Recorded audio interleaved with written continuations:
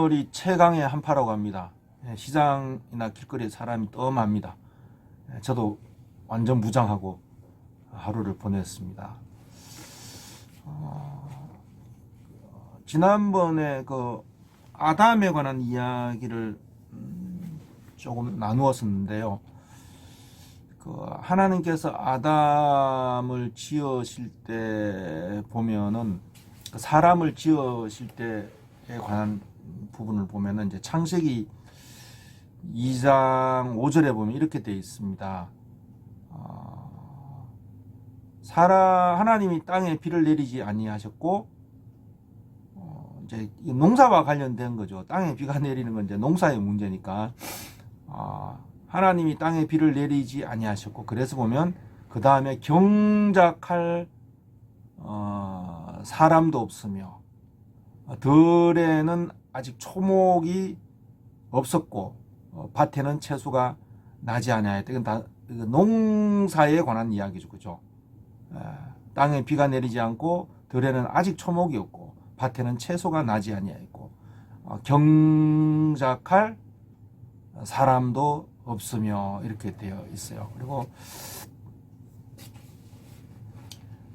그러니까 그 아담을 하나님께서 지으시는 것은 이제 땅에 비가 내리고 들에 초목과 밭에는 이제 채소와 초목은 또 나무니까 채소가 나고 또 사람은 경작하고 그러니까 사람은 경작할 사람이 없다 이렇게 하시고 나서 하나님께서 그 아담을 지으셨기 때문에 이제 아담은 그 경작을 위해서 그 지어졌다 이렇게 생각하는 것이 마땅하죠. 그래서 하나님께서 아담을 지으시고 창세기 2장 15절에 보면은 여호와 하나님 사람을 지으시고 그 사람 아담이죠. 그 사람을 이끌어 에덴 동산에 두사 이제 하나님의 농사가 이루어지는 곳이죠. 그래서 여호와 하나님이 그를 이끌어 에덴 동산에 두사 그것을 다스리고 지키게 하시고 이렇게 되어 있습니다. 근데 이제 개역 성경에는 번역이 조금 안 좋아요. 여호와 하나님이 그 사람을 이끌어 에덴 동산에 두시고 그것을 이제 다스리고 지키게 하셨다 했는데 이 다스린다라는 이 단어가 히브리어는 아바드라는 단어입니다. 아바드. 다스린다라는 단어가 아바드라는 단어단 말이죠. 근데 이 단어는 이 같은 단어가 결국 앞에 어디에 사용되었냐면 조금 전에 읽었던 창세기 2장 5절에 여호와 하나님이 땅에 비를 내리지 아니하고 경작할 사람은 없으며 할 때 이 경작하는 사람, 경작할 사람 할 때 이 경작이라는 단어가 바로 아바드예요. 그러니까 경작할 사람도 없으며. 그래서 개역 성경은 2장 5절에서는 경작할 사람이 없다 이렇게 번역을 경작이라는 번역을 했는데 2장 15절에 그 이후에 2장 15절에는 여호와 하나님이 그 사람을 이끌어 동산에 두시고 그것을 다스리고 지키게 하셨다. 조금 2장 5절에서는 경작이라는 아바드를 경작이라는 단어로 번역을 했는데 2장 15절에는 다스린다라는 단어로 번역을 했어요. 일관성이 없는 겁니다. 아바드라는 말이 워크, 레이버, 서비스 이런 뜻이에요. 그러니까 아니면 킬, 경작하다 이런 뜻이에요. 단어예요. 그러니까 창세기 2장 15절도 2장 5절과 같이 동일한 그 아바드라는 단어에 대해서 동일한 이제 번역을 해야 되죠. 그래서 제대로 번역하면 이렇게 됩니다. 여호와 하나님이 지으신 그 사람을 이끌어 동산에 두시고 그것을 경작하고 지키게 하셨다. 경작하고 돌아보게 하셨다 이런 뜻이에요. 지킨다라는 것이 그 동산을 경작하고 돌보도록 살피고 돌보고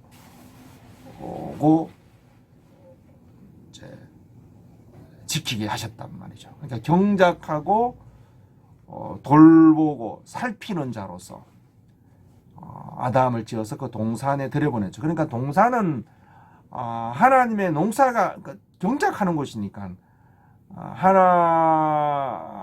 하나님의 그냥 뭐 파라다이스라는 이런 개념이 아니라 에덴 동산은 바로 그 농원과 같은 것이죠. 거기서 하나님 동산 농장으로 아담을 일꾼으로 하나님께서 이제 경작하는 일꾼으로 그리고 동산을 지키고 돌보고 살피는 그 경작자로서 일꾼으로서 아담을 이제 동산으로 부르신 거죠. 들여보내신 것은 이제 아담을 그 동산 하나님의 동산을 경작하고 지키는 자로 이제 아담을 이제 동산으로 부르신 거죠. 이렇게 되면 이제 번역이 좀 일관이 되어져 있습니다. 왜냐하면 하나님 그 2장 5절에 여호와 하나님이 땅에 비를 내리지 아니하셨고 경작할 사람이 없으며 들의 초목이 아직 없었고 그런데 경작할 사람이 없다 그랬으니까 그러고 나서 사람인 아담을 지으시고 동산에 들여보냈으니까 그건 경작인 거죠. 그러니까 경작할 사람으로서 아담을 지으시고 그 경작과 동산을 경작하고 돌보고 지키도록 그 일꾼으로서 아담을 동산에 들여보내신 것을 알 수가 있습니다. 예. 그래서 이 아담의 이야기를 읽을 때에 그 앞에 있는 2장 5절과 관련해 가지고 경작할 사람이 없다. 그러고 나서 당연히 아담을 지으실 때는 그 경작할 사람인 거죠. 경작할 자로서 아담을 들여보내시면서 하나님의 동산을 경작하고 지키게 하신 것이죠. 그리고 이제 우리가 마태복음 20장에 보면 포도원 품꾼의 비유가 있습니다. 그것도 같은 이야기인데 이제 경작할 사람으로서 경작 일꾼으로서 아담을 부르시고 동산에 들여보낼 때 일꾼은 반드시 이제 그 품삯을 정해야 돼요. 일꾼에게는 품값, 그 분깃, 그 몫을 싹스를 정해야 되는 일의 싹스를 정해야 되는 것이죠. 당연한 겁니다. 이게 그래서 하나님께서 아담을 동산의 경작자로 들여보내시면서 바로 이 아담에게 그 분깃, 그 품삯을 이제 바로 정하는 거죠. 그 하나님께서 일꾼인 아담에게 그에게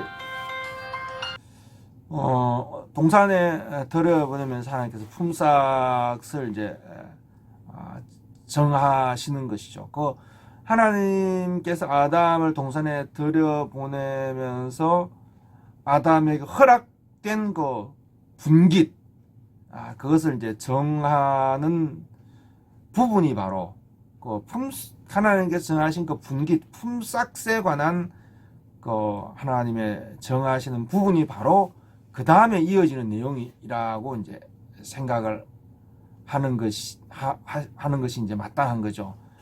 이렇게 되어 있습니다. 여호와 하나님이 그 사람을 이끌어 동산에 두사 그것을 경작하고 돌보고 지키게 하시고, 그럼 이제 품삯을 정하는 거죠. 그러면서 이제 하나님께서 명령을 하는, 그 사람에게 명령을 하시기를 동산의 각종 나무 실과는 내가 임의로 먹되 동산 중앙에 있는 선악을 알게 하는 나무의 열매는 먹지 말라, 이렇게 명령을 주시는 거죠. 예. 이것은 이제 단순히 명령이 아니라 경작자로서 일꾼으로서 아담을 들여보내면서 명하시는 이 명령은 뭐냐면 아담에게 그의 품삯, 그의 분깃을 이제 정하여 하나님께 주시고자 하시는, 하나님께서 아담에게 허락한 그 분깃을 이렇게 밝히고 정하시는 내용인 거죠. 근데 그 분깃은 결국 보면은 경작자로서 아담을 동산에 들여보내면서